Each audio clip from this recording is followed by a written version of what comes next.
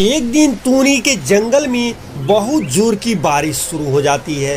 बारिश इतना ज़्यादा होती है, इतना ज़्यादा होती है कि उस बारिश की वजह से पूरे जंगल में बाढ़ आ जाती है। बाढ़ इतनी विनाशकारी और इतना भयानक होती है कि तूनी का घर द्वार से लेकर के, जंगल से लेकर के, तूनी और उसके माता पिता और जंगल के सारे पशु पक्षियों को बहा ले जाती है। तूनी अपने माता पिता से बिछड़ जाती है और बहते बहते बहुत दूर तक चली जाती है।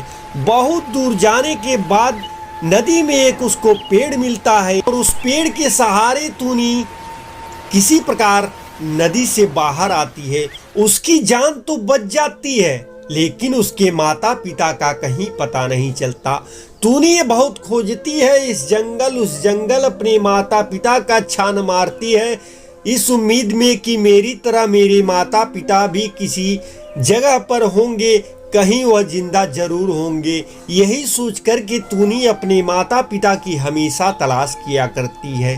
तलाश करते करते वह बहुत थक जाती है, बहुत हार जाती है। वो सोचती है कि अब लगता है मेरे माता पिता मुझको नहीं मिलेंगे, लगता है मेरे माता पिता उस बाढ़ में बह गए और डूबकर उनकी मृत्यु हो गई। तूनी यही सोच कर करके बहुत परेशान रहने लगती है, बहुत उदास रहने लगती है। उसका साया साथ देने वाला कोई नहीं होता, वह एकदम अकेली हो जाती है। वो जहाँ भी जाती है कोई उसको पहचानता नहीं और ना ही कोई उसको जानता है। बस तूनी हमेशा परेशान और गरीबी के कारण हमेशा भूखों रहती थी कभी, और उसके बाद बहुत चिंता में रहती थी। उसको अपनी माता पिता की इतनी चिंता सताती थी कि तूनी दिन प्रतिदिन दुबराती चली जाती थी। एक दिन तूनी नदी के किनारे बैठ करके रो रही थी, तभी वहाँ पर एक बुढ़िया आती है। बुढ़िया तूनी से पूछती है, अरे बेटा, तुम अकेले यहाँ बैठकर रो रही हो, क्या बात है? तुम्हारे मम्मी पापा कहाँ हैं? फिर तूनी उस बुढ़िया से बोलती है, दादी हम लोग जहाँ पर रहते थे वहाँ बहुत जोर की बारिश होने लगी। बारिश इतनी ज्यादा हुई कि वहाँ बाढ़ सी आ गई, तूफान सा आ गया और हम लोग, हमारा घर द्वार और हमारा जंगल, हमारे गांव के सभी पशु पक्षी उस बहाव में, नदी के बहाव में बह गए। दादी, मैं तो किसी तरह एक पेड़ के सहारा पा गई और उसके सहारे मैं नदी से बाहर आ गई।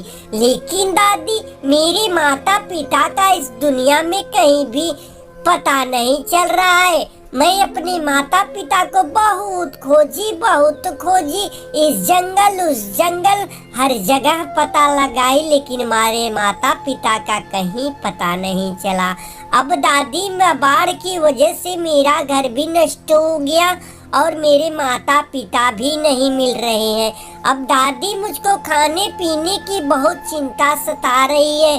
दादी, मुझको कोई खाना नहीं देता, कभी कभी मैं भूखों पेट रहती हूँ। बस दादी, मैं हमेशा परेशान रहती हूँ। मेरे माता पिता पता नहीं मुझको मिलेंगे कि नहीं मिलेंगे। अब मेरा क्या होगा? मैं कैसे जिंदा रहूंगी? किसके सहारे मैं जीऊंगी? फिर बुढ़िया को तूनी की बातें सुन करके बहुत कष्ट होता है और उसको तूनी के ऊपर बहुत दया आ जाती है। फिर बुढ़िया तूनी से बोलती है, देख बेटा, मैं भी अकेली रहती हूँ, तू एक काम कर, तू मेरे साथ चल, मैं तेरा देखभाल करूँगी, मैं तुझको खाना खिलाऊंगी और अपने घर रखूंगी। बेटा, मैं तुझको किसी प्रकार का कोई भी कष्ट नहीं होने दूंगी। फिर तूनी भगवान को लाख लाख धन्यवाद देती है और बोलती है, हे भगवान, मैंने सुना था लेकिन आज देख लिया कि जिसका कोई नहीं होता उसका भगवान होते हैं। आपने इस दादी के रूप में मेरे पास एक फरिश्ता भेज दिया मेरी रक्षा और सुरक्षा करने के लिए। आपका बहुत बहुत धन्यवाद। फिर तूनी चिड़िया उस दादी के साथ दादी के घर चली जाती है और दोनों बड़े सुकून और बड़े आराम से रहने लगते हैं।